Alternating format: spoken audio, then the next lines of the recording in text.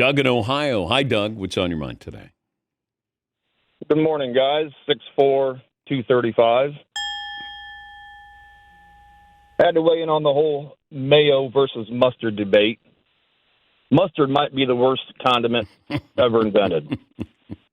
It's true. You put it on anything and all you taste is mustard. Now, if you're concerned about lack of taste with mayo, have you considered Miracle Whip by any chance? No, none of it. None of it. Mayo is terrible. I've heard of Miracle Whip, Doug. You didn't just get here. Wait, what?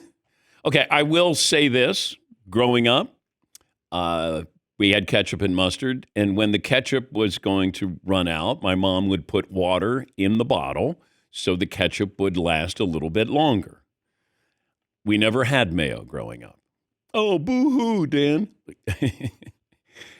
So I never, when I got to New York and everybody's like, you got to put mayo on your pastrami, and I go, no, I wouldn't do that.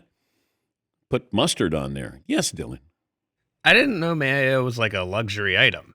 Isn't it kind of in the same world as mustard and ketchup? We just didn't have it. You grew up with a silver spoon in your mouth. I didn't. And there's mayonnaise on that spoon. I had I had a spoon with nothing on it, and it was like pewter. But no, I just don't think my mom ever thought. It's like ketchup and mustard. Here you go. Like stop complaining. Go get an apple. That was always my mom's response. When we'd run out of like cold cuts, get an apple. Go get some raisins. Yes, Paul. So on those paper-thin bologna sandwiches you took to school, what was on it? Mustard? Mustard. I think traditionally Midwestern, it is mayo on those. I never remember mayo in the refrigerator. And we would put American cheese, a slice of cheese, white bread, and a really, really thin piece of bologna. And so you'd get not one, but two of those sandwiches. And then you'd get one of those little fruit cups, and then you'd have milk. That was it. Mom would send us out the door, and no one ever traded for my lunch, ever. Ever. Yes, Dylan.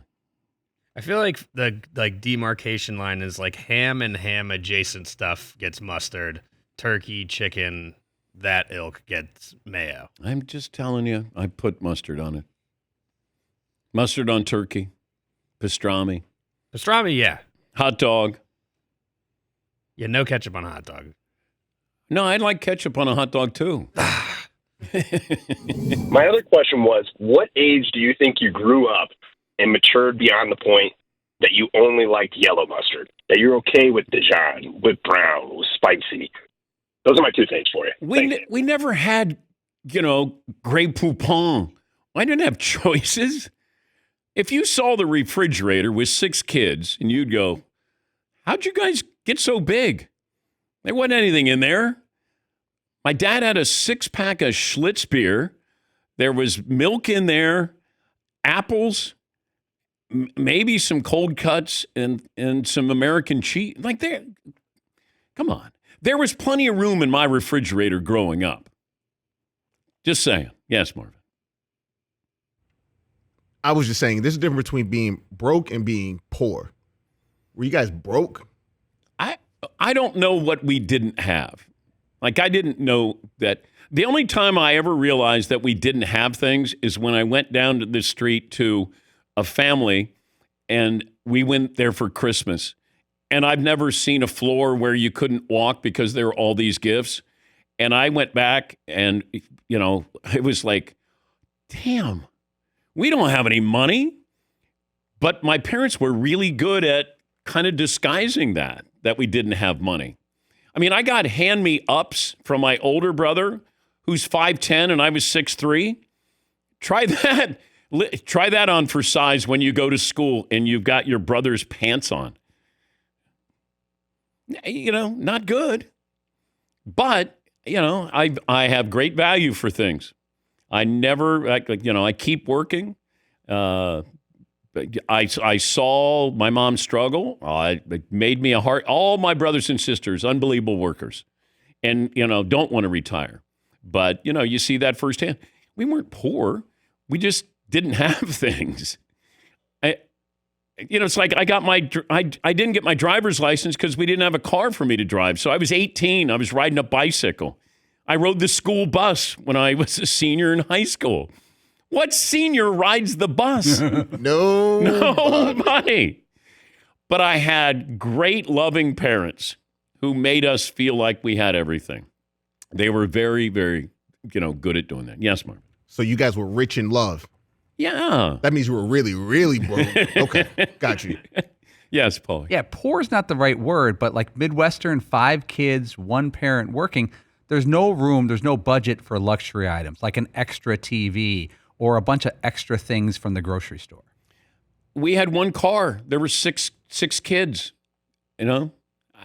But it made me. I'm well aware of the value of things, quality of things. Absolutely, made me a better person. Although at the time, I'd say I had friends who had Corvettes, 69 Chevelle, 396 Chevelle. I remember all these cars. One guy had a Mustang. All these cars, and I depended on them. I even had a friend who had a Hornet. Look at that car. But I'll be damned. If he came by to pick me up, I was getting in it. I didn't care. If you're going to take me to a basketball game, baseball game, a concert, I'm all in.